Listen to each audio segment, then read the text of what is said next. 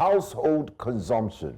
From market stalls in Mushi to mega stalls in Maitama, the story is the same. Families are spending less, businesses are feeling the pinch, and the economy is grasping for breath, according to a report by the Nigerian Bureau of Statistics titled Nigerian Gross Domestic Product Report, Expenditure and Income Approach Q1, Q2 2024, published in July 2025. The data reveals a troubling trend. Real household consumption expenditure has been declining since Q3 of 2023. Specifically, household consumption expenditure fell by minus 42.28% in Q1 2024 and minus 61.18% in Q2 2024, reflecting lower rates compared to the same quarters in 2023. On a quarter-on-quarter basis, real household consumption expenditure decreased by 45.71% in Q1 2024 and plummeted by 99.24% in Q2 2024. These figures are difficult to digest. Many have attributed this sharp decline in consumption as reasons many foreign multinationals are exiting Nigeria. Nigerians today struggle to afford anything priced in dollars, including imported premium motor spirits. But don't take our words for it. We do have a guest who's joining us, a financial analyst, and of course, you could say an expert when it comes to the numbers and reviews of what the economy is really looking like. You do recall that many have said that what is being said by the administration is quite different from reality. Well, financial analyst Kalu Aja joins us this morning. Thank you so much for being here. I'm sure you've been following the details, especially looking at the numbers we just reeled out there, especially from that report. What's your take on the purchasing power, really and truly? Do you think it's correct? Yeah, of course. I mean, because you see it. The numbers can lie sometimes, but with Nigerians see the sachets all around Nigeria. When we're buying rice from 50 kg to now 10 kg, 5 kg, everything is satirized in Nigeria because consumption has fallen, which means the ability of the wages to support spending has fallen out the window. So the firms have had to reduce the quantity and increase the price of the reduced quantity just to push out inventory out the window. So the numbers look correct. What we see on the street, the visuals also look correct. And of course, the household's budget does also affirm that consumption in Nigeria is really, really negative and falling. It's not just a number, but it's a trend. The trend shows it's falling and falling very, very fast here. Mr. Kalu Aja, you mentioned a sachet economy. Growing up, it's either you're buying a tin of milk, it's either you're buying a liter of cooking oil. Everything seems to, even the FCMGs are satirizing everything. And the numbers that the Nigerian Bureau of Statistics reeled out are quite staggering.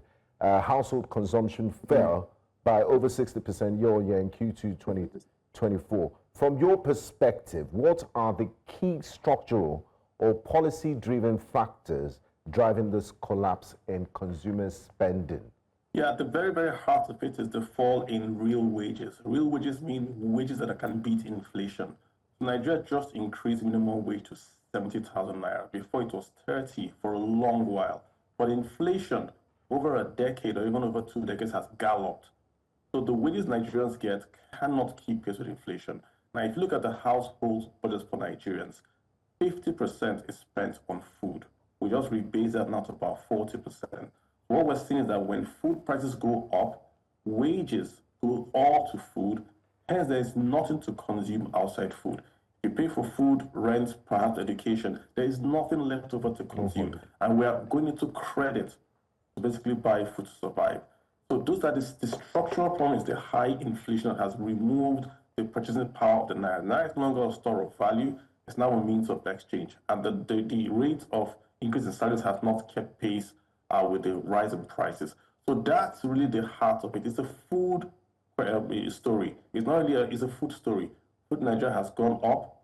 We just haven't kept up pace. And how you know a poor country is the amount of the budget the household spend on food alone. So that's the central issue.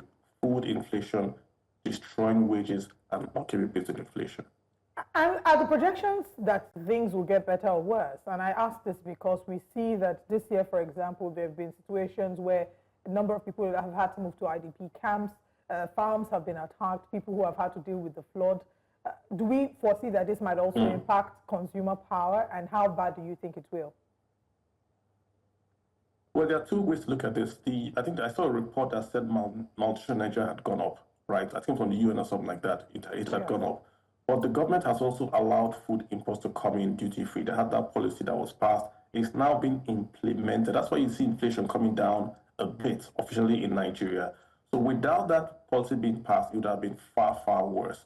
In terms of like going forward, unless food really is available in bulk or across the market, you will not see this fall in inflation. We see the CBN doesn't seem to agree with the inflation numbers that the NBS is releasing because it's just kept interest rates flat, the monetary policy rate flat. It hasn't taken it down to correspond to the fall in inflation. So going back to the point, food is still expensive, but it would have been worse if they had not passed this policy of allowing food imports to come in. That's where we are right now. We have to watch and see how we pass. It's an insecurity issue. It's not an agricultural yield issue. Farmers aren't going to farm. And once farmers aren't farming, yields are going to fall, prices go up, and inflation then sort of stays elevated. You've just talked about allowing importation because tax-free importation. Would you say that we're experiencing this because there's weak demand or a decline in demand, or there's an inability to match up with supply? Or is it a mixture of both? Great question. It's the supply side. Nigeria's inflation is supply-driven. So when you see prices go up during Christmas, during Salah, it's because there are not enough product in the market. If you're in the West, during Halloween or during Christmas, prices come down or even stay flat. You see sales everywhere because there's oversupply. So firms cannot increase price in that sort of market. In Nigeria's instance, there is little supply. There are too many little goods or rams or chickens or ground oil in the market during Christmas or Salah. So the price goes up. We've got to increase yields if we want to bring down inflation. It's not a monetary issue. We've got to go in and increase agricultural yields, and we can't do that if there's insecurity in the farmlands. So you see how it's all tied in back. There's tons of demand, but nothing to buy. And even the demand that we're trying to do in the market is being funded by a falling naira. Why this is very, very key is that your consumption is my income, and my income is then my consumption. So it's a circular economy.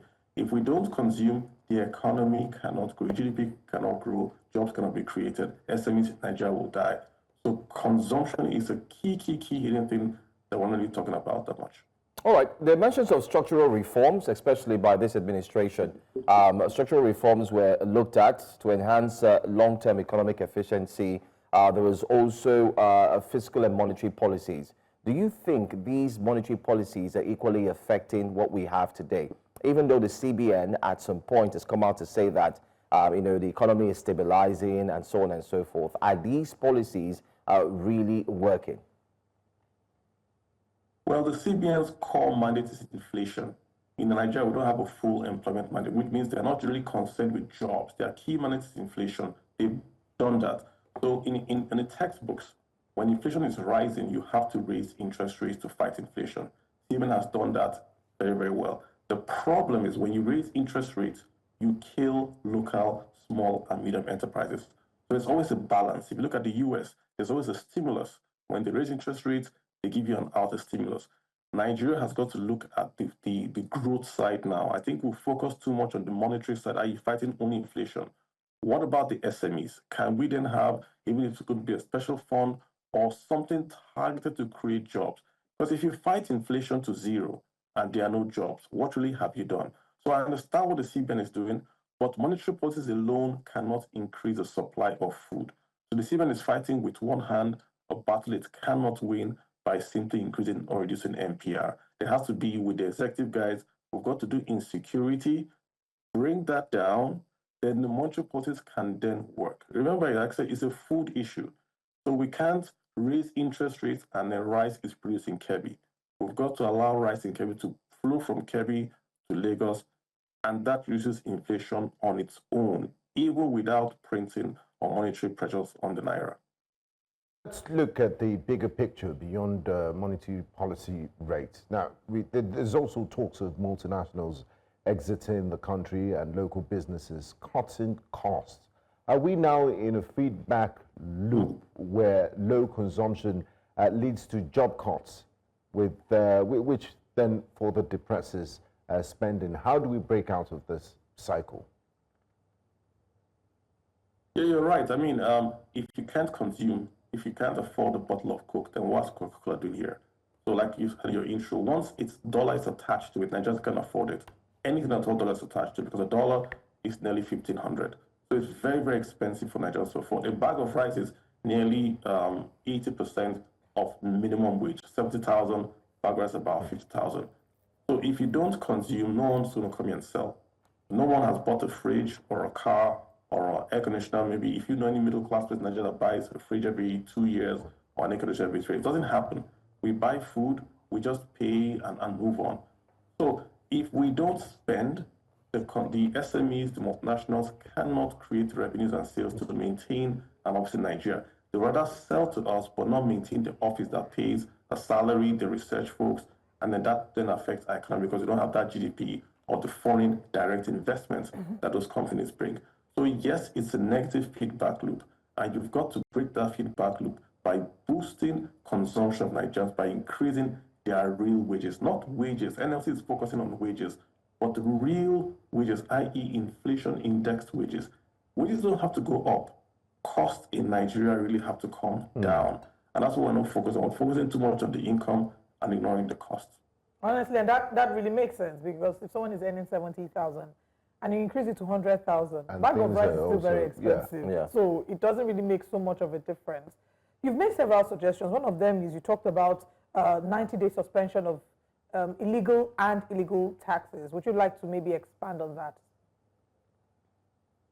Yeah, I mean, if you take telecom guys, they pay about 44 different taxes, both federal, state, and local government. The lady on the street, if you go to Ketorota My 12, lady on the street there is paying multiple taxes for the umbrella, for the space, local government. What Nigeria says for the next 90 days, absolutely no taxes.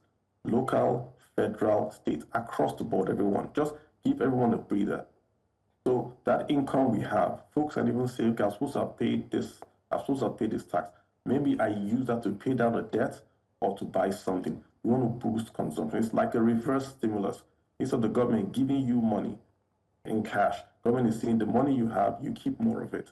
And it's not a new idea, right? If you do something like that, then the money goes back to the firms. They can perhaps use those funds to reduce power costs and pass the savings back to the consumers. Same thing with the consumers. If the local government stop asking them for monies daily, perhaps they can then make more money to then afford to buy food for their kids to eat before they go to school. So the point is, taxes do not follow in Nigeria as well. They do not follow business rhythm.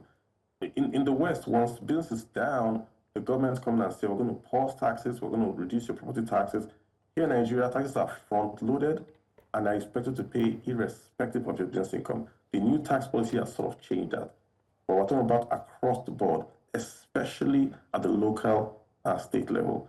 Give everyone a tax holiday so we have more cash in our pocket to spend. That boosts consumption and that allows the economy sort of to restart itself. Then what will be the government, if they come to argue that, where are they expected to get revenue to run the economy, or what happens? How much vacuum do you think this will create for the government to be able, in their ability to, do their day-to-day running? Yeah, if you look at it this way, it's like I said, it's a reverse stimulus. The government is already having a stimulus program right now. We have the program right now to boost the emergencies. Is it SNAP or AGIP or so? That's a stimulus program the government is doing right now to import food. That importation of food is a loss of revenues to the government. They are bringing in food without duty. We're also paying, quote unquote, poor people about 25,000 naira every month on our humanitarian loan we got from the World Bank. So we're already spending. The point now is to say, instead of spending from the budget, stop taking taxes. It's the same effect on your balance sheet. Instead of you borrowing to then give Nigerians 25,000 a month, why don't you say, okay, don't pay me anything. Don't pay CIT, don't pay VAT, don't pay anything. If you're on the road, don't pay any taxes. So it's the same income Nigerians are making that they have, that they can then spend more of. So it's the same effect on the balance sheet. Instead of you borrowing or taking taxes from me to give and redistribute to somebody else, you say basically if you have the money you keep, then you are targeting the SMEs, passing that savings along, or making capital investment to maybe increase power supply in their own firms. And that becomes a private sector stimulus program, which is more efficient than the government stimulus program that we've seen in the past. All right, let me just quickly ask. The president had initially cleared, the borrowings from IMF, and recently we've seen new borrowings coming into the economy. There's this certain fear from many that the borrowings will continue to put us in a very tight corner, especially when we look at the economy. What's your take on having paid off a loan and then still borrowing to run the economy? Experts have said, some economic experts I've heard, they say it's very necessary that the president borrows. But do you think that this borrowing will indeed help stabilize the economy? And is the borrowing needed? Because we've had a cut. There's subsidy in fuel subsidy. Don't you think that these monies could equally be used to help better the economy? What's your take on all of this? Yeah, great question. So the IMF loan was a special loan. It was given during COVID, and it had a term condition that says you must pay back in 5 years. So it's not as if the president decided to pay back the IMF loan. We had to pay back at that time. It was a special loan. Nigeria has no IMF loan. That was a special COVID loan that was given to basically all the countries. So we had to pay back at that time, and we did pay back at that time. So that was, let's leave it out of the way. The new borrowings, where I looked at the list of what they want to do with it, I see a lot of capital projects. And to go back to your question, yes, Nigeria needs to borrow. We need to borrow even more than we're borrowing. The problem is what we are doing with the borrowings. In the past, when you look at the borrowings, we are borrowing about 40% of what we call budget support, which means we are borrowing to pay salaries or borrowing to just go on a conference. We've got to borrow for infrastructure to increase productivity that reduces cost. What I mean is this: if we borrow to build the railways to connect Lagos to Kebbi to Maiduguri, that the rise then comes from Kebbi to Lagos and is cheaper, that drops inflation, that helps productivity, that creates jobs. That's good borrowing. If we are borrowing to build affordable homes across all the states of Nigeria, where graduates can buy a home, can start a mortgage business, and have equity, that's good borrowing. So there's nothing wrong with that borrowing. Borrowing is front-loaded consumption. But Nigerians are a bit afraid that they're going to borrow and not do projects that will affect them primarily and, at the base level. We've done a lot of spending on the coastal road. It's a great project, but is it the best project to do with the money that we have right now? We removed fuel subsidy, right? We've spent on the coastal road. But all the roads inside Nigeria are bad. So the argument is, should you start a new road, or should you go ahead and fix the roads that exist already? Because if you fix, I keep on referring to Kebbi and Lagos, if you fix that road or that bridge that goes all the way from Kano to Lagos, you are fixing food supply, you're fighting inflation. So you want to ask yourself, should we fix the existing roads to increase productivity today, or should we go ahead and build a coastal road, which in my estimation will not get built in the next 10 years? It's a great project, but that's going to be a brand new project. Nigeria has not completed the Lagos to Ibadan Express Road. That's the most important road in Nigeria since 1999. That road has not been completed. And this is where you get the fears of where your question is coming from. Can we trust the government to borrow in dollars, spend in naira, and then repay in dollars? Because God will then make money in naira, convert it, and pay back those debts. So that's an open question. I hope they do, but we are afraid just like you. Said, and a lot to be done. Well, I want to say thank you so much, Mr. Kalu Aja, for joining us and helping us to break this down, especially for our viewers.